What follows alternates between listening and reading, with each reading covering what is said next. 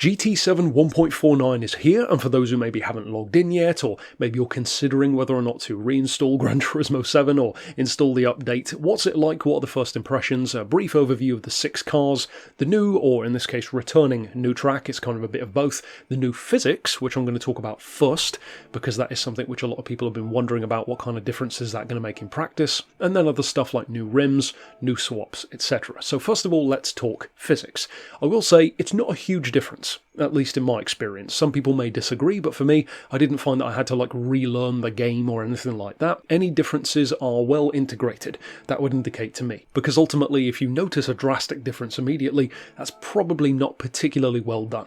So it seems subtle, at least from my use of the vehicles. If I was to say anything about the new vehicles in general, which could be attributed to a physics change, well, perhaps some more understeer, maybe. I don't think that's really a physics change. I think it's just a couple of cars here, as I'll get to in just a second. So ultimately, if you were concerned about that, I don't think you really need to be. It's not like the game has transformed into something different or something new. It's smaller changes, and it seems, at least from the trailer and from what some people have been saying, it seems to be more so on the rally end of things, trying to make that a bit more realistic, which of course should help, because sometimes the rally can feel a bit arcadish, ironically, in the older GT games, and even now with the crazy jumps and bouncing around all over the place.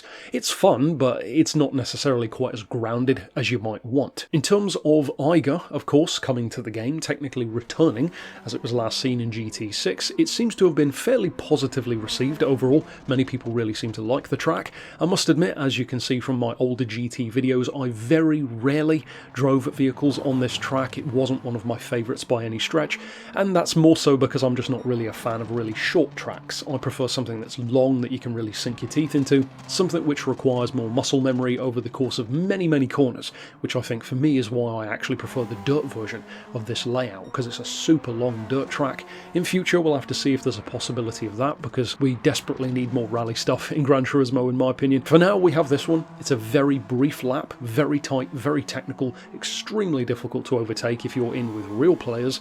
With AI, not so much, because you could just bonk them out the way, or just overtake them, especially in the case of normal road cars. You'll see me driving on the track with a couple of different vehicles. There's a forward and reverse version with multiple times of day, so there's a bit of customization there in terms of how you want the track to look and feel, but not too much. There are some new events. There's a new McLaren book as well. I actually don't have the book because I haven't bought the McLaren F1 road version yet. That is incidentally on sale at the moment for 20 mil. I didn't want to buy it though because I needed some cash to buy the new cars here, so I'll either, maybe do some grinding and get that one, but to be honest, I'm going to have a pretty stacked couple of days getting all of this content prepared, so I may even just wait until the McLaren's in there next time. It's not like there's any rush to win a 6-star engine ticket or whatever it is they'll give you for doing that. But speaking to the point of the new vehicles, you'll need about 2.7 million credits to buy all 6 of them. So not too bad, given that that's 6 cars, so twice as much as what we'd usually get. The 430 Scuderia is 380,000 credits. The Lambo is 260,000, so a considerable amount cheaper than the Ferrari. The Subaru is the second most expensive, which probably isn't too surprising. It is the only vehicle to be in the legendary dealer this time around at 650,000 credits.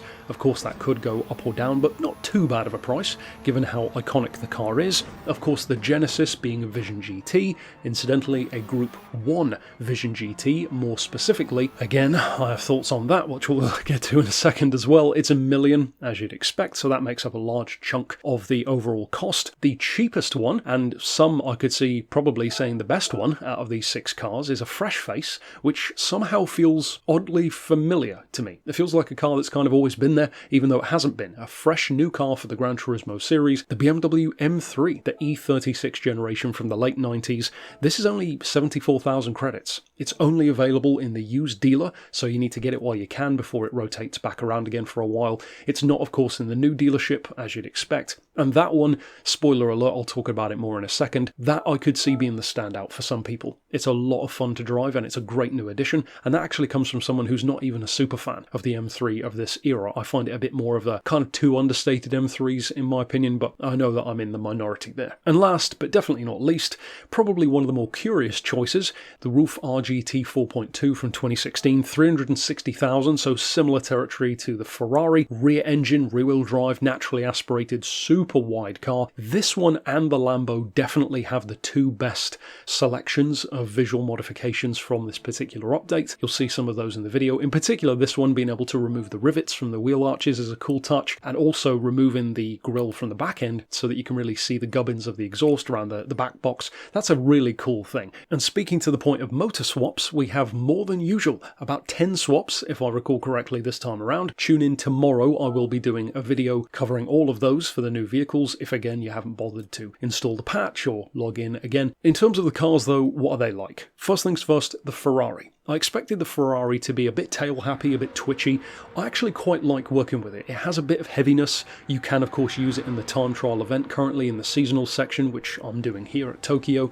It took a little bit of getting used to because I'd driven the Subaru first, which is much more responsive than this, but the Ferrari I actually quite like. I would say that the Ferrari overall is probably the best of the three supercars this time around, between this, the Lambo and the RUF. Some people I could see maybe saying the RUF. I don't think anyone will say the Lambo, and we'll get to that in a second. We'll get to it now, in fact. I hate it. It handles like a pig, same as in Gran Turismo 6. I'm holding off my complete thoughts though, because I do think that just like in Gran Turismo 6, the Gallardo will be a car which is very, very responsive to tuning. This is one of those vehicles much like the LP640 used to be as well, but as my Special Projects RGT version showed from one of the very early packs that I did, you can really turn that car around, especially with a bit of suspension and in particular diff tuning to bring that all-wheel drive system under much more control. Likewise here, I'm really hoping, fingers crossed, that the Lambo can be made much better. Even if it can't though, it has some really cool visual upgrades. You can turn it into a proper little road racer. Some cars feel like you work with them, and other cars feel like you're working against them or around them. The Lambo kind of feels like that. You're constantly working against what the car wants to do, and in this case what the car wants to do is go straight off the track and into the wall. In the case of the Subaru, well, I mean, surprise, surprise, Gran Turismo would make a Japanese car handle and be great to drive. It is great to drive. It's really fun in my opinion. You can really use that handbrake and flick it through corners. You'll see me doing that at Eiger in, again, the time trials for the seasonal events. It's a really fun car. Loads of people have already done fun liveries on it. Some of them are more obvious, like the 555, etc. It's one of those cars which, back when we used to have a ton of different Subaru rally cars, again like GT6 for example, being the most recent one, I never used to use most of them because I've never really been a big Subaru guy, but the 22B era, and specifically the 22B, has always been the one for me, like the standout. And for many people it is. It's the obvious one to go for, but if you were looking forward to this, this is definitely a standout of the pack. And if you are most looking forward to it, I could definitely see it being your favourite of the pack, because it's really nicely balanced, sounds great, looks great, just very, very pleasant to work with. Next up we have the Genesis. I know a lot of you don't care. I actually had higher hopes than I think many people did. I assumed and expected this would be in Group 1. I think I said that a number of times, and it is indeed in Group 1. Unfortunately, this is by far, in my opinion, the worst car of this update, and that comes from someone who likes the Genesis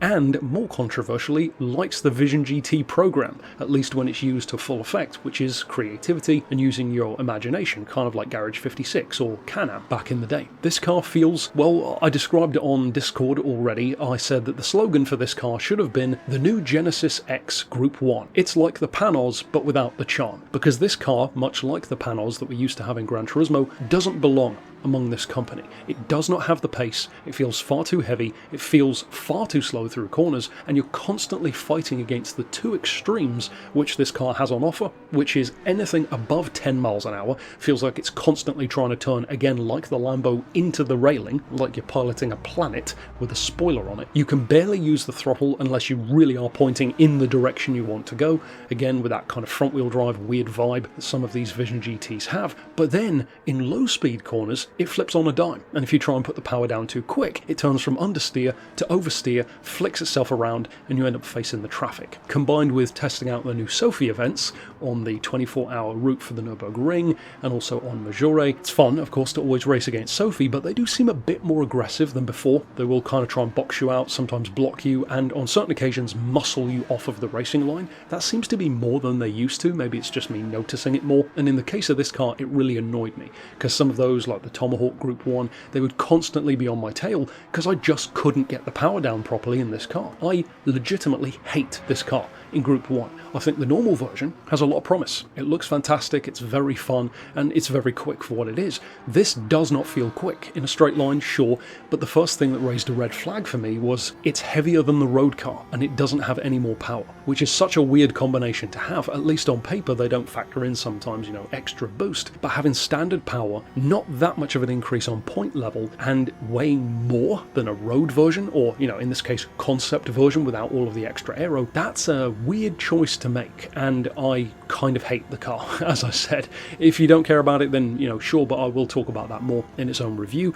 Then, of course, we have the Beamer. I already pretty much laid out my thoughts for this one. I think this is great. It's a really, really nice car to use. It's got some very fun visual upgrades. There's some interesting spoilers and chin splitters and various other things that you can do, and it's one of the rarer occasions where it adds to the game with an engine swap already available. I could already see tons of people doing drift builds for it, stripped out track cars, maybe touring car or DTM replicas. It's fresh, fertile ground for that kind of stuff. And like I said earlier on, this really is one of those cars which, to me, I almost have like a fictional Mandela effect memory of like, oh yeah, of course that should have been in Gran Turismo 4. You can even imagine this with those PS2 graphics and no interior. It just has that kind of look to it, and it's great to finally have it. And last but definitely not least, we return to the RUF. Now, as I said, rear engine, rear wheel drive. RUF has a reputation, let's say, for making Larry cars. Back when we didn't have Porsche in Gran Turismo, this was the closest thing we could get, and stuff like the Yellowbird led to that reputation. This one to me is kind of a middle ground. It's not quite as OP as a CTR2 used to be, certainly not as tremendously quick, at least stock, as the CTR3 is, a proper supercar, but it does feel like a step above the RGT which we used to have. This one is very quick, certainly punches well above its power, 517, and at 1400 kilos it's not too bad, it's not too light, it's not too heavy, it's super wide, especially on the back end. Like I said earlier on, has some really cool visual upgrades as well, and I'm kind of looking forward to seeing what we can do with this one in terms of what builds I might do. I could see it being something of a weapon, in fact, as many newer 911s are. This one feels a bit more familiar, and I think that works against it a little bit because the 911 is already so good with such a similar platform. In terms of other stuff, well, we'll touch on it more briefly. Of course, I mentioned the motor swaps. That will be in its own video tomorrow. We've got some new Eiger scapes, which I'm sure all of you were waiting for.